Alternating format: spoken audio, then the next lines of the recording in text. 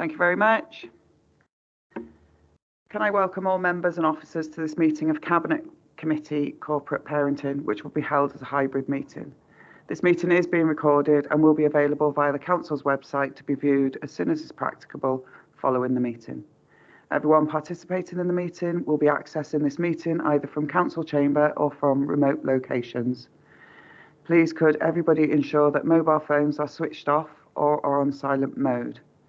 Members will have received an electronic copy of the agenda. I will ask officers to present a summary of key points, and for the record, the agenda can be viewed on the Council's website. Members and officers will be speaking at various points during the meeting, and those speaking may switch their microphones and, where remote, their cameras on at that point. But I would ask that, with the exception of myself as the chair, at all other times you keep your cameras and microphones switched off, as this will help to minimise any background noise and interference and to ensure that the connection remains as stable as possible. Whether in the chamber or remote, if any members or officers wish to raise a point or a question, they should press the hands up icon on the top right-hand side of the Microsoft Teams window, and I will come to you in the order that I receive the requests. Please lower your hand once you have finished speaking. The chat button has been disabled for this meeting. Please do not use your microphone until I invite you to do so. Officers from Democratic Services will be supporting the meeting and will be monitoring the use of microphones throughout, and where necessary will mute those not being used. I would also ask the officers to introduce themselves as and when I invite them to speak during the course of the meeting. They too should ensure microphones and cameras are switched off when not in use, please. I will now proceed to agenda business. So, item number 1, if you'll just bear with us just a sec, we have people joining us in the chamber. And apologies from officers who were sitting outside waiting to be called in, not realising that they didn't need to be called in for this one. It's very nice to see you all. First item on the agenda is apologies for absence. Do we have any apologies for absence? Councillor Spanswick, Chair. Thank you very much. Can I move on to any declarations of interest that may need to be made? Should anybody realise that they do have one during the course of any discussion or debate, please feel free to let us know at that time as well. All right, I like this. We're on agenda item number 3, approval of minutes, please. Can I have a mover and a seconder, please? Happy to move, Chair. Thank you very much, Leader and Councillor Good. Item number 4, Independent Reviewing Service Annual Report 2022-23, and I'll hand it over to Rihanna. But if you would like to introduce yourself for recording purposes, please.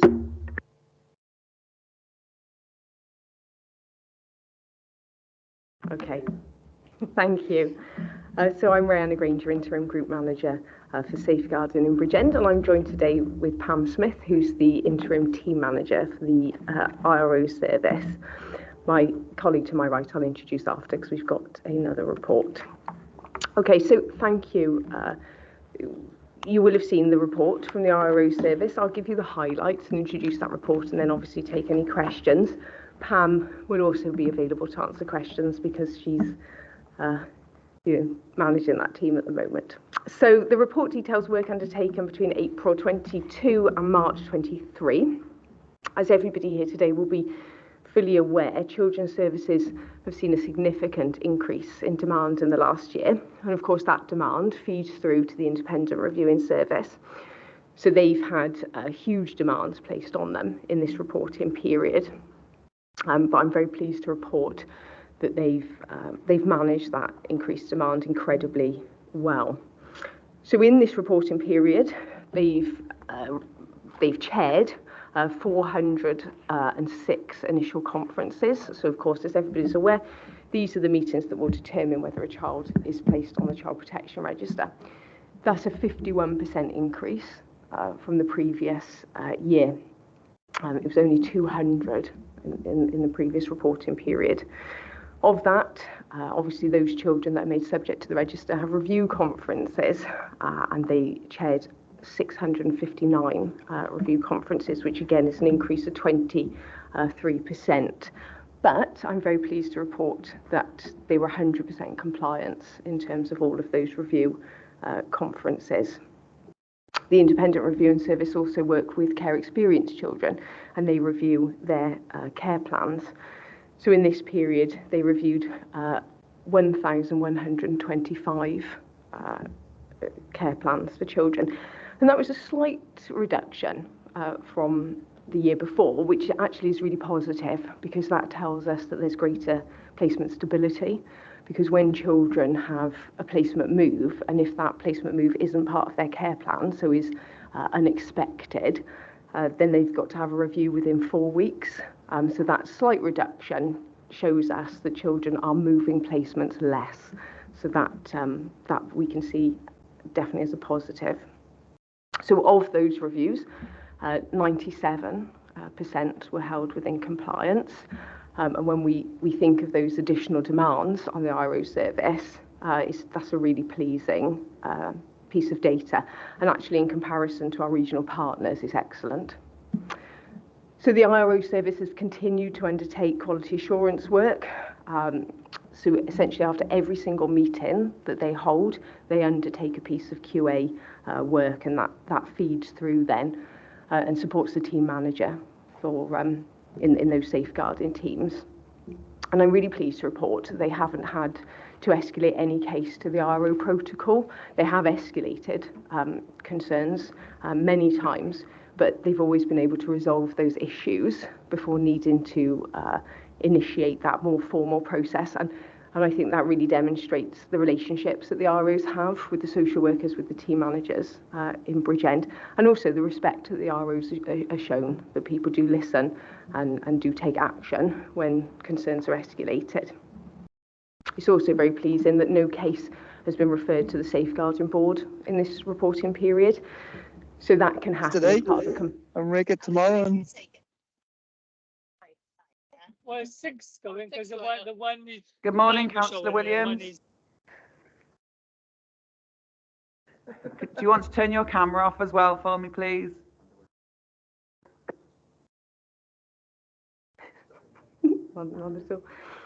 I was just saying it's really pleasing that no case has been referred to the Safeguarding Board.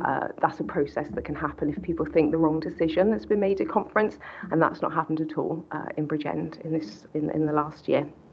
And again, in comparison to our regional partners, that's excellent, because they have had a number of cases that have gone through that process. So you'll see in the report, I've talked previously about how we can develop and do further work around consultation and participation with young people. And we have had lots of conversations and meetings about looking at various ways we can do that and utilising apps. We recognise that young people use electronic devices throughout their days, every moment of their day, and that's really normal for them. But actually in COVID, that sort of fell off the agenda, that work's ceased and hasn't really picked up since. And we're not actually overly concerned about that, because you'll hear later today that our work with Trosgennel, the rates of advocacy have significantly increased, so we feel much more confident that we're getting children's wishes and feelings.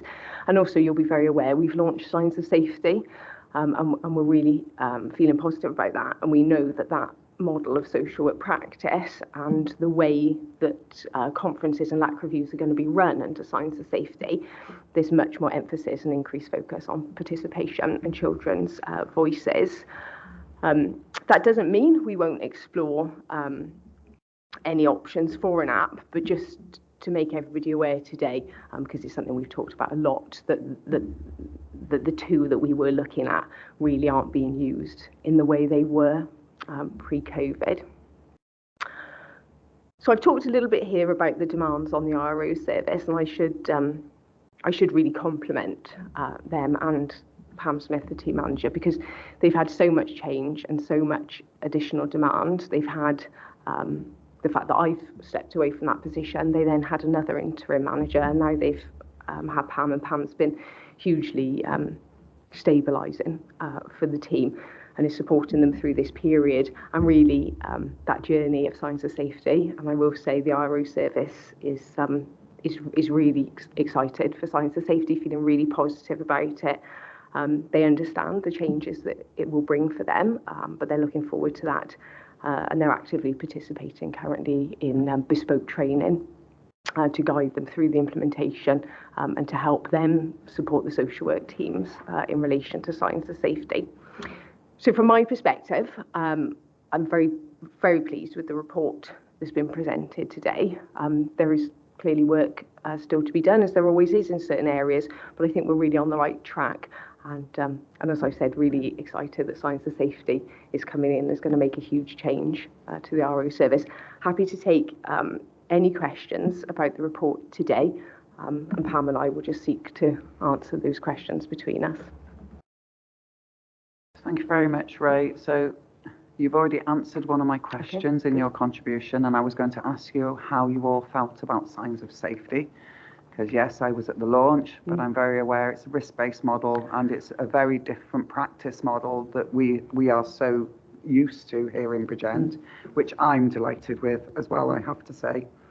I've actually put on here, it's absolutely extraordinary considering the position we were in 21-22 and the report that we had last year. Yeah. The position that you're reporting now is so significantly different. I can't congratulate you and the team enough. Please don't stand still, because I'm still watching, is what I want to say. And I think it's really important to note the amount and the demands that we've had on the service provision, and you've still managed to maintain such a good provision. I am absolutely delighted with you all. So if you could express my thanks as well, and all of Cabinet thanks as well. I do need a... Have I had a mover and a seconder for this report? No, I do need a mover and a seconder, please. Happy to move the report and certainly echo the thanks and the compliment to the deputy lead. I know how incredibly hard you've always worked, but it's been even harder work in the last couple of years, isn't it? Because of the case. So I know that you always put the children, the young person first and at the heart of what we do. Thank you, and happy to move the recommendation. Thank you very much. Thank you. Happy to second without a random speech. Thank you very much, Councillor Good. Claire, do you want to come in, please? I just want to emphasise for Corporate Parenting Committee this morning the importance of this report. It's one of the most important reports that you will consider on an annual basis. The independent reviewing officers, as set out in the report, are independent of the rest of children's social care and indeed of me and my statutory duties. So very deliberately set out in legislation that way in terms of your role and the contribution they make to the goal of improving outcomes for children through quality assuring those care plans and having that independent right to escalate anything which isn't being delivered in that care plan is really important, and the performance is remarkable. It would be remarkable if we hadn't seen that significant increase in the numbers on the register and coming through, and still very high numbers of care experienced children in Bridgend to be close to 100%. You don't see that in other authorities, dealing with far lower caseloads and far less activity. So that really does need to be commended to Ray, to Pam and the team, but also the quality of the work that they are assuring, and the fact that we're not having those cases escalated and not up to board again is very, very unusual. So again, just to highlight that. But there's a lot of qualitative information in here which should give assurance to committee around care experienced children. So really do take the time to understand that detail. Thanks, Claire. Councillor Good. Thanks, Chair. Just a couple of questions from me, and just to reflect the thanks of the Cabinet, as has already been mentioned by the Deputy Leader. I just wanted to pick up on a couple of bits that I noticed while going through the reports. So on page 19 of the appendix, so we talk about caseload compared by local authority, and I was just wondering if we had the breakdown in South Wales, because I think it is a bit unclear you know, who we're comparing to and what we're comparing to. So it would be really useful to know that, just so that we can be, because I think it is really important that we get it very clear what pressures we face, where we are doing well, and where we do compare within the area. If no other reason, obviously a lot of local authorities are of different sizes, different makeups, and I think it is sometimes difficult to get that clear point of view. So I just wanted to ask if we could see that. The second question I have, and it's probably more for Claire in a more sort of general social services question, really, is that on page 23, 24, it shows that the majority of CPR seems to be from the age groups of 10 to 15. And I just wanted to pick up why that is and what preventative measures we have in place to work in early years with parents, so that in fact when children get to 10 to 15, we aren't in a position where we are taking steps, but rather they've had work with them and their families prior to that. Thank you, Chair. Okay, thank you, Councillor. If I answer the question in relation to caseloads, we use the range of 50 to 70 because that's what England have stipulated should be a safe caseload for IROs under Welsh legislation and regulations. It doesn't set out that in a figure, but we recognise that that is a good practice guide and something that we are striving to achieve.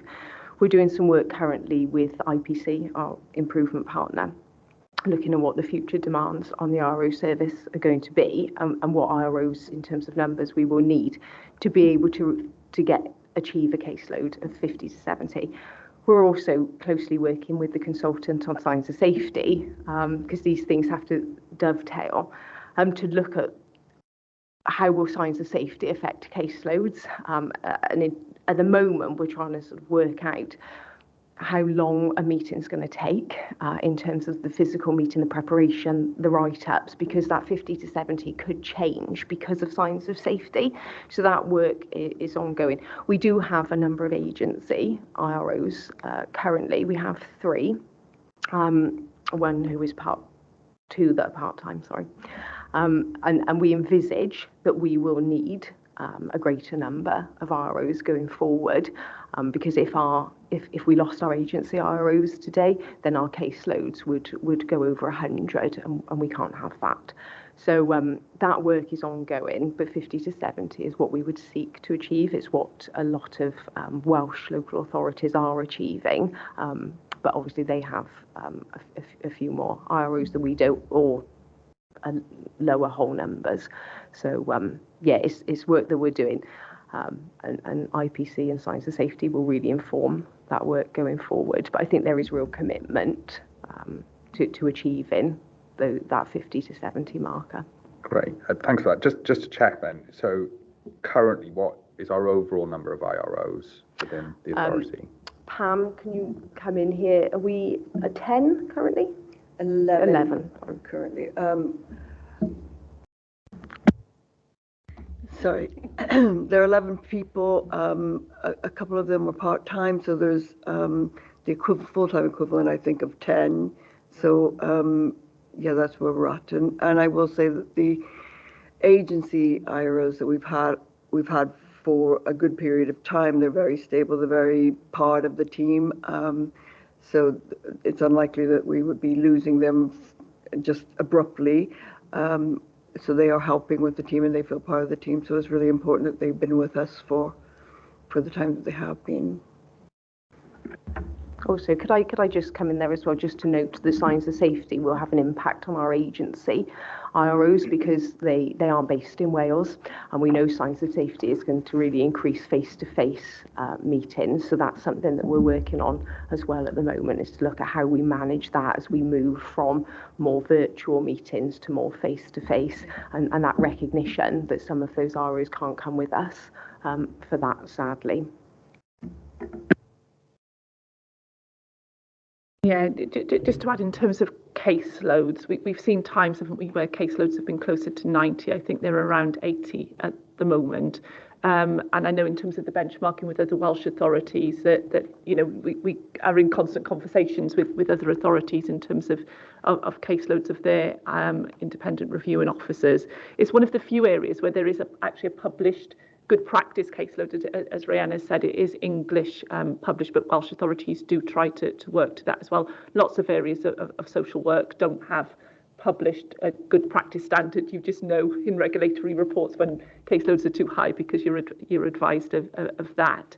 I think in terms of the second question, Councillor Good, in terms of prevention, it's a very timely question. I think a lot of the work that we've been doing around quality assurance, and we've had some quality assurance work in terms of our care experienced population, shows that it's the right threshold in decision for children to become care experienced, but often that quality assurance work will highlight that there have been missed opportunities over sometimes many years really to work more preventatively with children and families, which could have prevented that threshold being met. So a lot of the work that we're doing at the moment, the whole systems work that we're doing, is to look at those preventative services and say how can they be more targeted at the edge of statutory intervention in order to prevent children, you know, coming onto the child protection register, becoming care experienced. We've got some excellent edge of care services here in Bridgend, but what that work has shown us is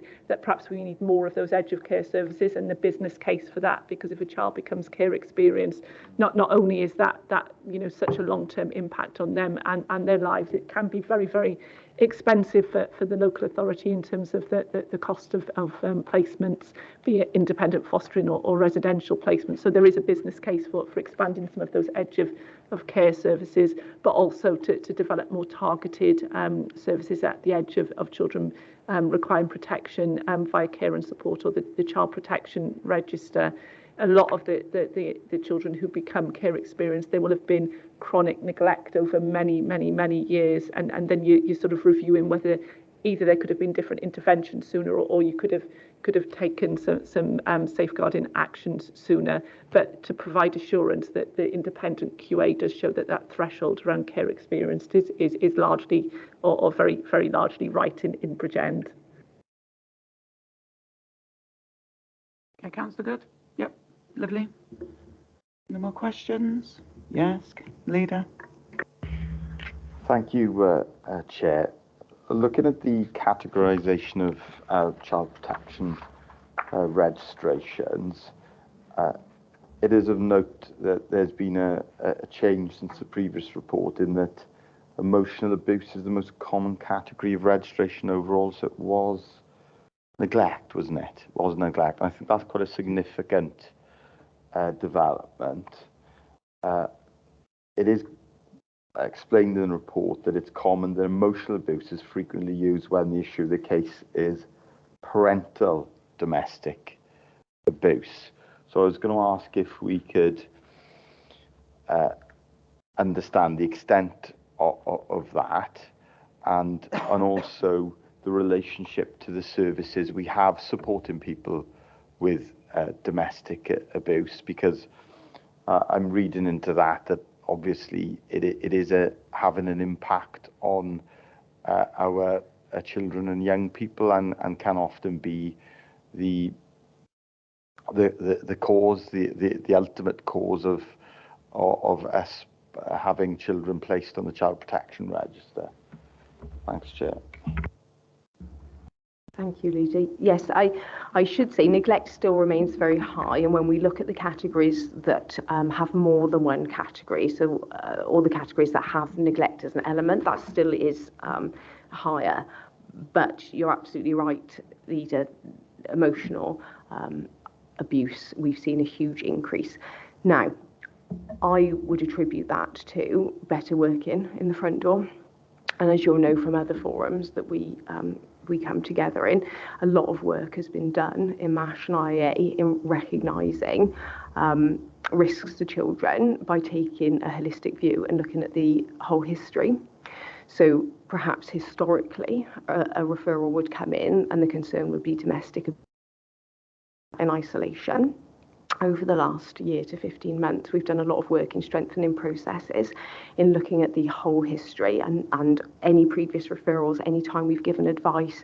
And so what we have found from that is we've had more cases coming through where we've opened cases, because we've said, actually, we're not going to just take that in isolation. Looking at the whole history, we are now going to open that case. So we've had more cases being worked through the system, if you like.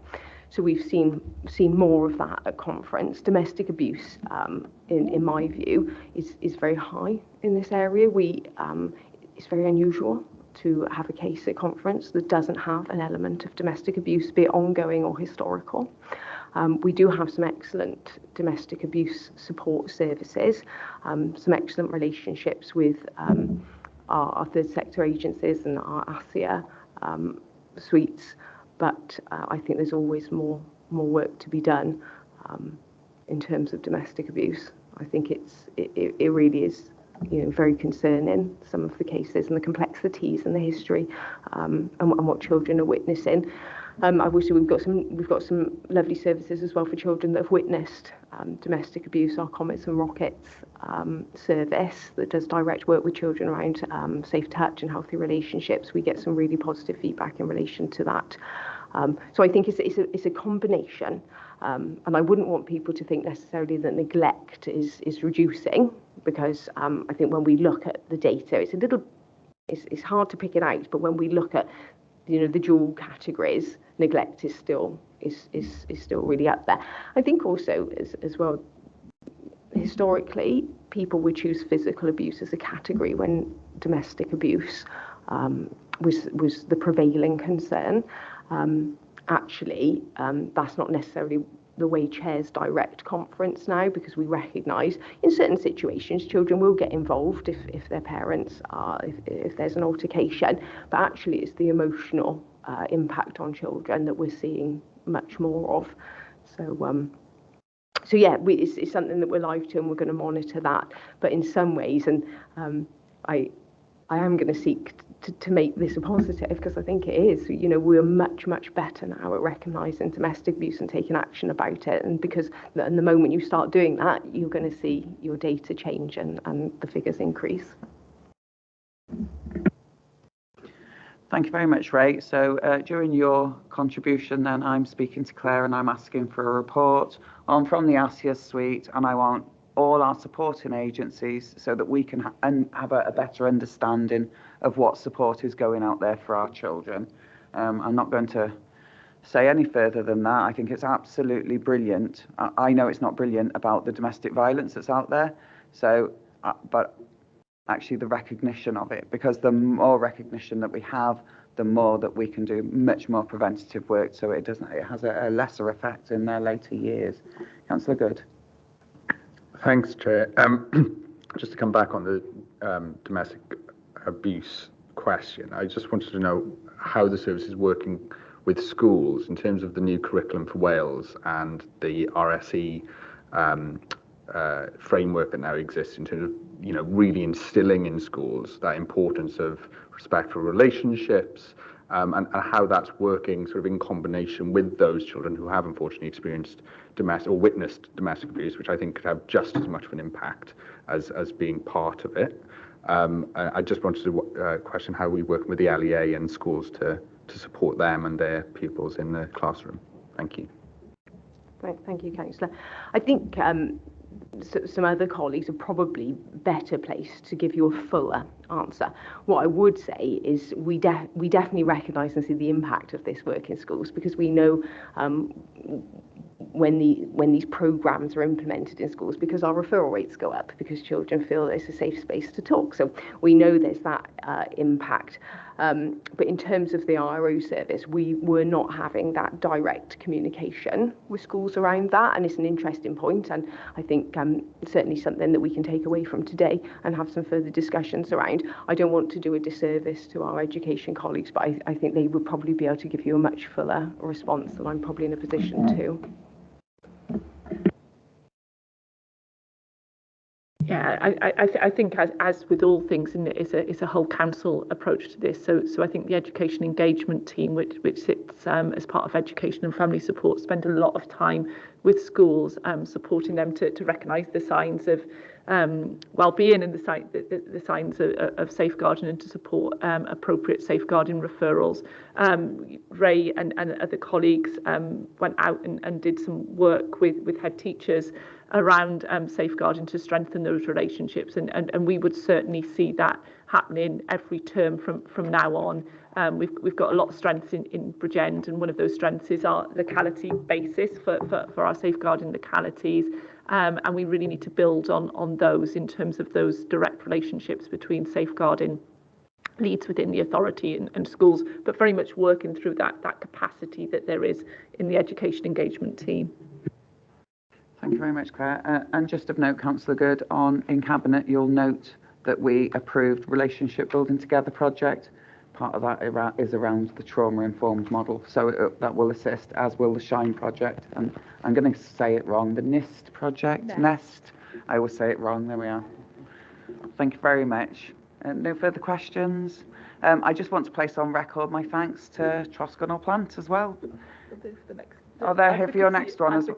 Right, okay, brilliant. Oh, Councillor Bledsoe. Thank you, Chair. I just wondered if there was an opportunity to come and speak to somebody about the programmes that you've just mentioned, the Nest and everything like that, please. Would there be any training on that?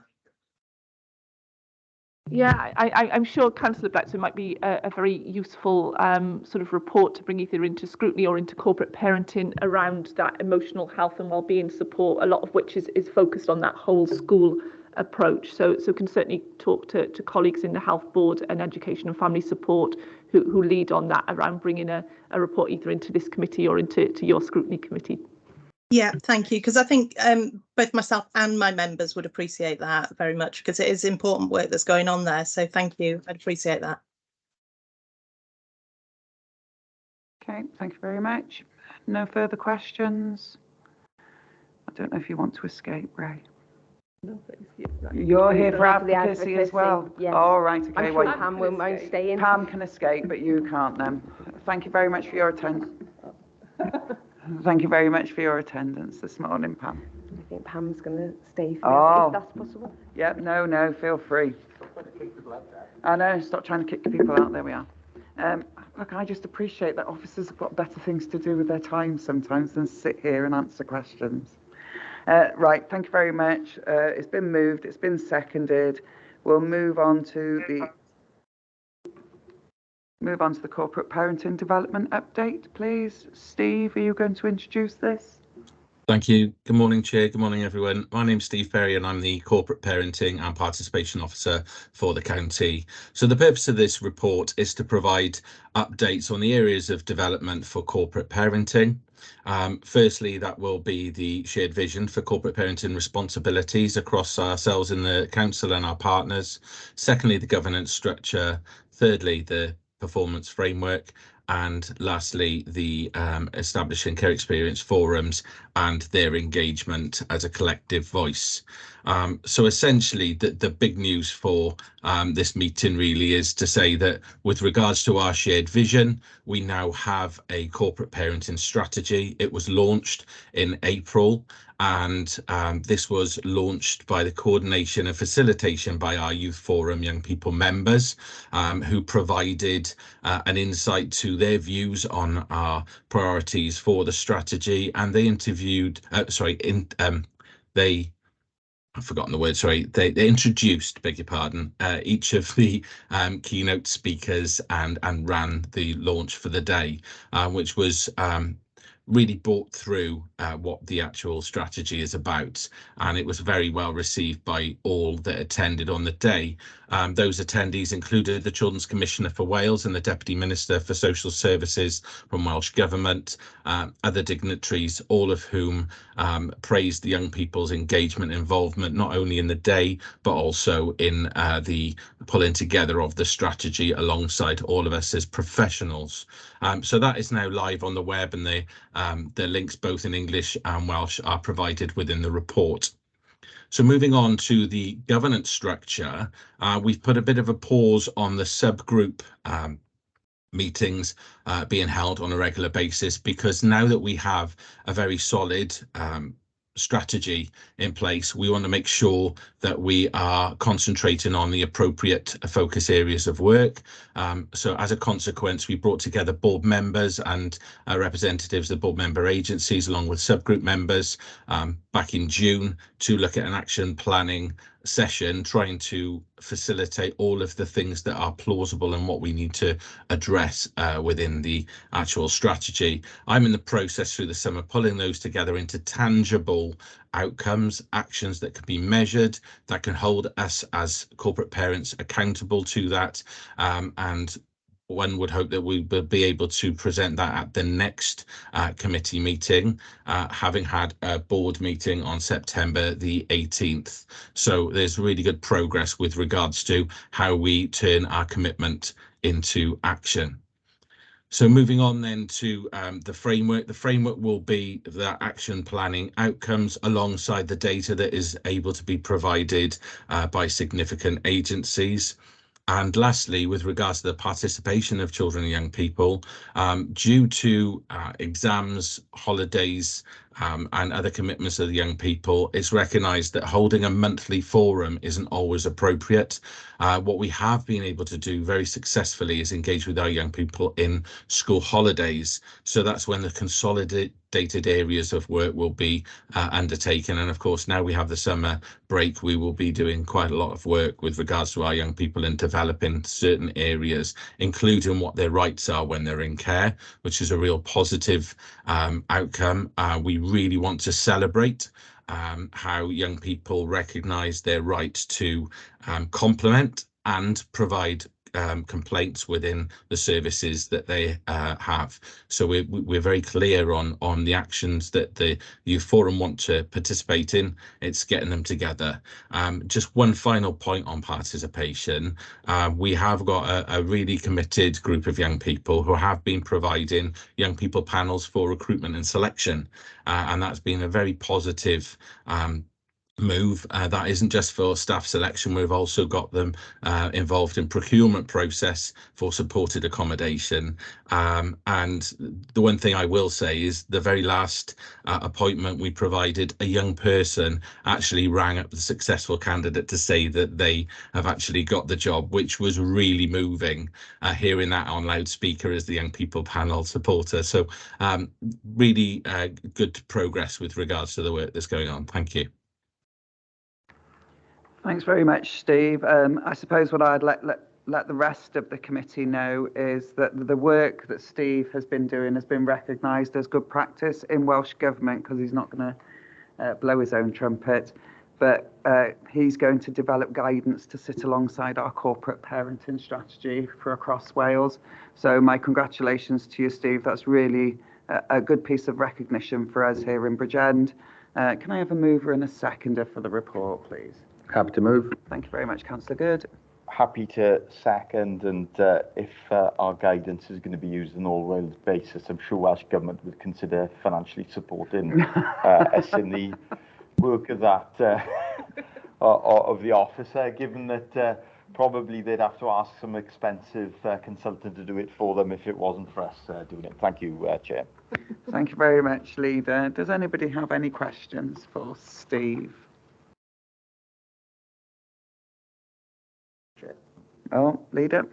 Yeah, it's just confirmation really that, you have alluded to it, but seeking assurance that the children and young people continue to have a very loud voice in the process, because this is about them having their voices heard and them influencing the policies and the change that they want to see within the authority. We certainly saw that for ourselves, those of us that were able to make the launch, but it's just confirming that is on an ongoing basis. And I know it's difficult because lots, if not most, children and young people don't necessarily want to be involved in this type of work, but but I was certainly pleased to see the number of people, children and young people that I saw at the event that clearly are very much part of the process and seem to be very engaged in that process. So if we can just maintain that, then I think that is a very positive outcome, and we're not always able to achieve that, are we? Thank you, Chair. Thank you very much, Leader. I'll just give you that reassurance. Those young people have my own email address and they email me regularly with anything that they want to say, and I'm quite happy to receive them. And some of them are just really nice, just because they want to say hi. So, Claire, do you want to come in? Just to echo that assurance, really, and you know, part of Steve's role is around participation, and it's participation in its widest sense. So it's fantastic that we've got really engaged young people involved in the Youth Voice Forum, but not all of our young people and children will want to become involved in that way, but it's widening those opportunities. As one of the pieces of work Steve is doing over the summer for us is to make sure there's meaningful engagement in the draft sustainability plan for children and families in Bridgend that Councillor Bledsow's scrutiny committee recently considered.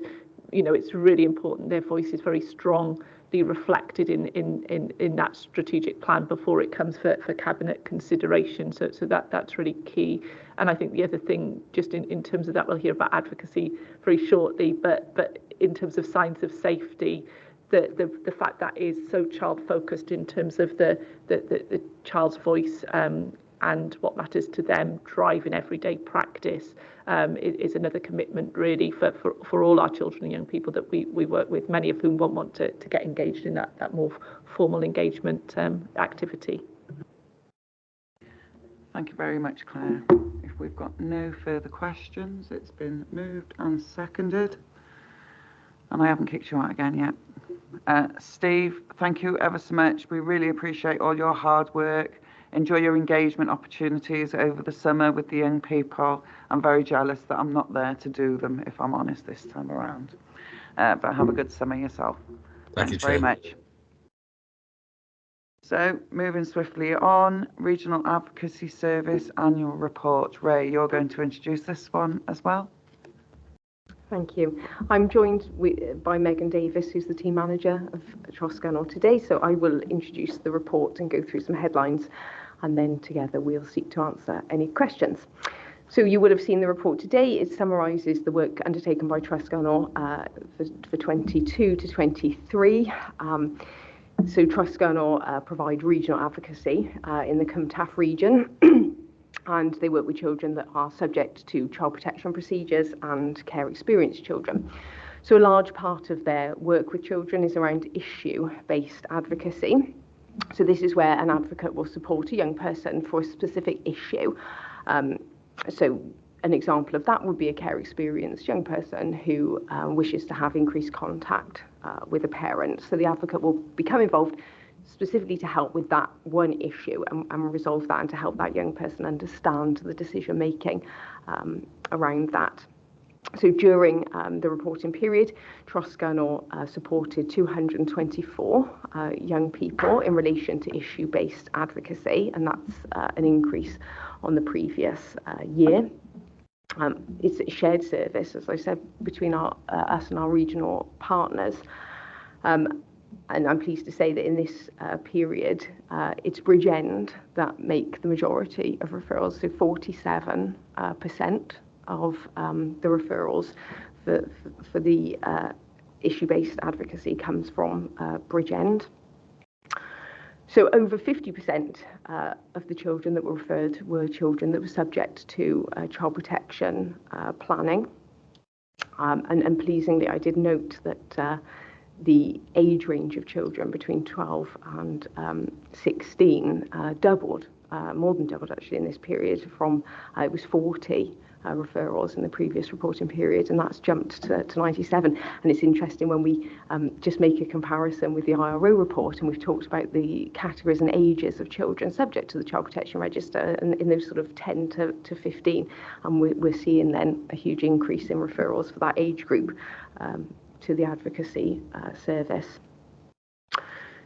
Troscanol also support children with the active offer. So we recognise that having an advocacy service isn't good enough unless we promote that and we have active conversations with children and young people around that. They need to know that they've got a right to access that service, and also that if they don't wish to at that point, that those conversations are revisited and had a number of times, so they fully understand what advocacy is and their right to have that service. So we refer to that as the active offer. So the majority of young people referred for active offer in Bridgend were aged between 6 and 11 last year. Of the eligible children, which was 101, were referred, and that's again a huge increase on the previous year. So we've seen a jump from the previous year being 19% and this year 33%. And I think that just really highlights the ongoing work between Children's Services and Trosgynno. It clearly shows that Children's Services are promoting that, and Trosgynno are working really well with us, keeping that high on the agenda. I think one thing we met earlier this week, Meg and I, and discussed it, and we recognise one thing we need to be better at in Children's Services is recording the conversations that we're having around advocacy. So I talked there about the 101 children that were referred. There was actually 310 children that met the criteria that were eligible, but only 101 were referred. So we need to look at what happened with all the other children. So that doesn't necessarily mean those conversations didn't happen, but those children didn't want to access that at that time. But we need to record that. It'd be interesting to see those figures and evidence that we are returning to those conversations and offering that again. The report also provides information around the work undertaken to ensure children's voices are heard, and Mr. Berry has stolen my thunder a little bit because I was going to talk about the Bridgend Youth Voice Forum, but we're really seeing the impact of that, and it's been a really, really positive one, and that enables our care experienced children to have a voice in various forums across Bridgend, including corporate parenting. So Trosgynno will continue to develop and look at new ways to engage with young people and to get feedback and get their wishes and feelings, including the use of a QR code that young people can use to do a quick survey. And I think maybe that's something in the RO service we'll have to look at as well. It's all very modern, Megan.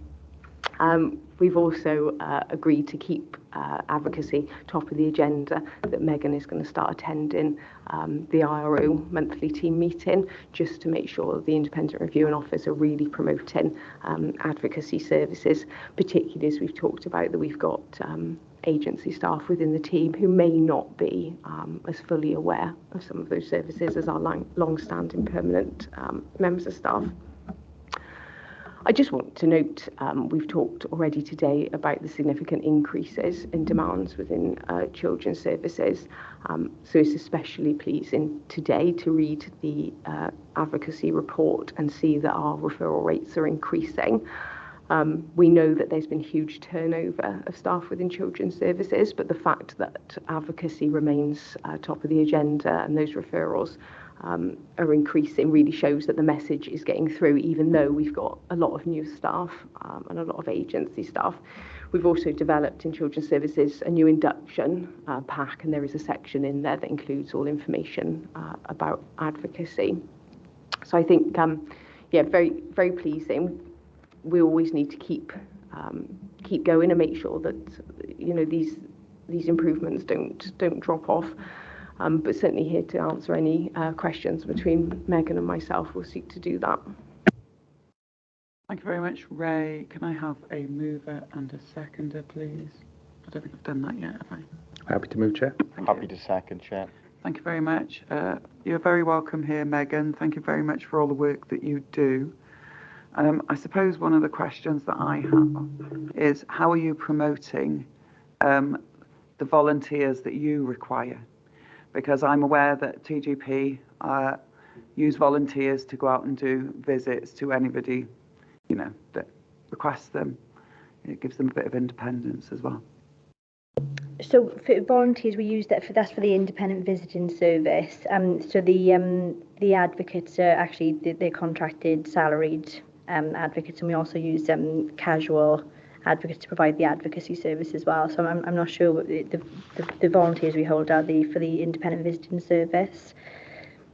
All right, I was just asking, how do you advertise those, and is it something that we could do because we can promote it then as well? Yeah, but sorry, I was just, you mean specifically for the independent visiting service? Sorry, yeah. So we've recently taken on a independent visitor coordinator that will work across the Clontarf region and the Mid and West Wales region, and she's kind of put a lot of work recently into social media promotion. She's also attended, I think, an event in Bridgend College. I think the job fair type of event. So that's kind of one of the things that she's really looking to do over the next couple of quarters, really, is to increase the numbers of volunteers that we have waiting to be matched with young people, because we don't want to promote the service within children's services before we can be sure that we can allocate volunteers to those young people when they're referred. And we recognise that there has been a difficulty really in the past where we've had young people on the waiting list for quite a long time for the independent visitor service. We do struggle. We have kind of lots of volunteers who go through the entire process and then drop out last minute. I think it's just something that we've done a lot of work on, but historically it's been just quite difficult to train and retain volunteers because we match on a kind of a case-by-case basis. It's not the type of service where you have kind of a bank of volunteers waiting. But as I say, we've kind of taken measures to improve the promotion, the recruitment and the retention of volunteers. And we're hoping over the next few quarters to really see the results of that, really. Thank you very much. Does anybody have any questions? Leader?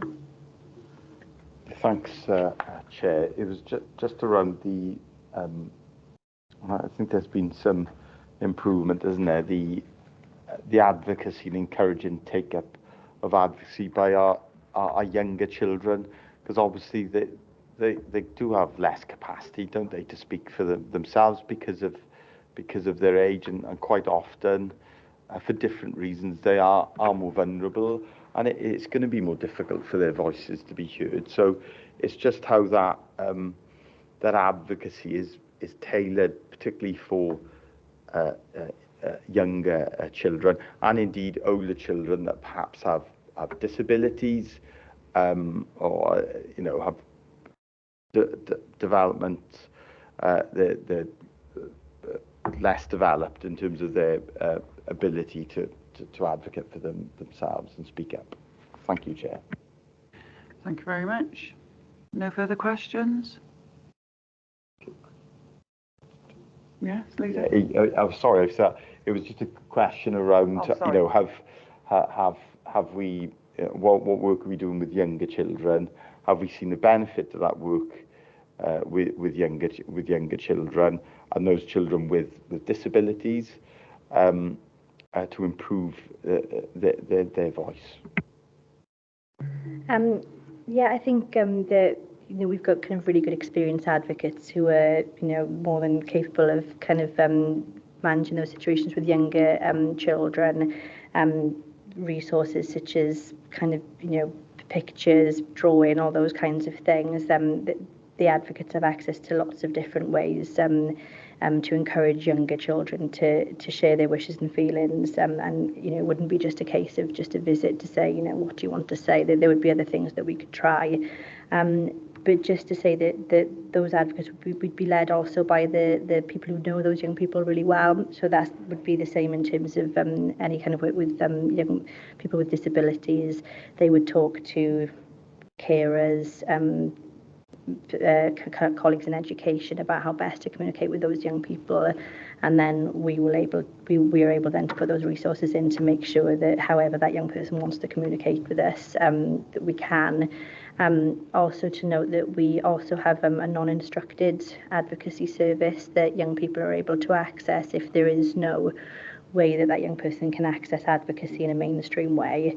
It works slightly differently to the mainstream service, but we are depending on the issue, we are able to work with any young person who is referred to the service and whether or not they can instruct. Thank you very much. Happy Leader? Yeah, that's reassuring, particularly that specialist service for those children and young people with very complex disabilities, for example. Thank you. Thank you very much. I feel like I'm rushing through the agenda this morning, and I'm definitely not. But I've been noted of, I haven't been made aware of any urgent items for the agenda this morning. No, Mark's shaking his head at me this morning, so I'll call the meeting to a close. Thank you very much for your attendance this morning.